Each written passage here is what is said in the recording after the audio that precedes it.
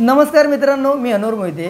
तुम्ही सोशल मीडियाच्या माध्यमातून अनेक प्रकारच्या आपण ट्रॅकिंगला जातो किंवा एखाद्या ठिकाणी फिरायला जातो, अशा प्रकारचे व्हिडिओ आपण नेहमी अपलोड करत असतो।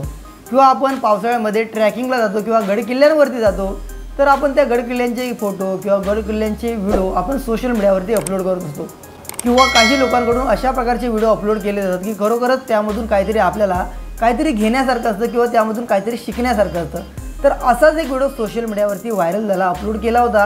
तो अपलोड केल्यानंतर जो व्हायरल झाला त्यामध्ये खरोखरच एका व्यक्तीनं हरिहरगड या गडावरती जाणाऱ्या एका महिलेचा व्हिडिओ आहे। तर या व्हिडिओमध्ये आपल्याला पाहायला भेटते हरिहरगड या गडावरती जाताना एका महिलेचा व्हिडिओ आहे।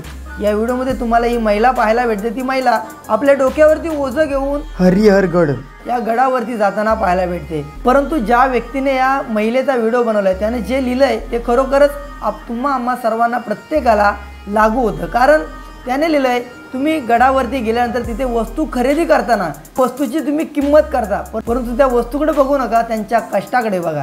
म्हणजेच व्हिडिओ बनवणाऱ्याचं सांगण्याचं तात्पर्य एवढंच आहे की जेव्हा आपण रिकामे गडावरती जातो तेव्हा आपल्याला जरा दम लागतो, धापा लागतात किंवा आपल्याला उंचावर जाण्यासाठी भीती वाटते। परंतु ही महिला आहे ती आपल्या डोक्यावरती ओझं घेऊन एवढ्या स्पीडने ती वरती चढते, ते सुद्धा एक तिचं आश्चर्य आहे आणि तिचे कौतुक करावं। कारण एवढ्या वरती उंचावरती डोक्यावरती ओझं घेऊन जाणं आणि तिथे जाऊन वस्तू विकणं, परत लोक त्याचा भाव करत बसणार आणि कमी जास्त किंमत छोट्याशा वस्तूसाठी करणार, तरीसुद्धा या महिला न डगमगता ती वर जाताना पाहायला भेटते। खरोखरच ज्या व्यक्तीने या महिलेचा व्हिडिओ रेकॉर्ड केला आणि त्याने जी कमेंट टाकले की तुम्ही वरती गडावर गेल्यानंतर ज्या वस्तूचा भाव करता तो भाव करण्यापेक्षा त्यांच्या कष्टाकडे लक्ष द्या आणि कोणताही भाव न करता त्यांच्याकडून वस्तू घ्या। तर मित्रांनो, या महिलेच्या या धाडसाबद्दल, महिलेच्या या कामावर तुमचं काय मत नक्की कमेंट करा आणि ज्यांनी व्हिडिओ बनवले त्याच्यावरती तुमचं काय मत नक्की कमेंट करा।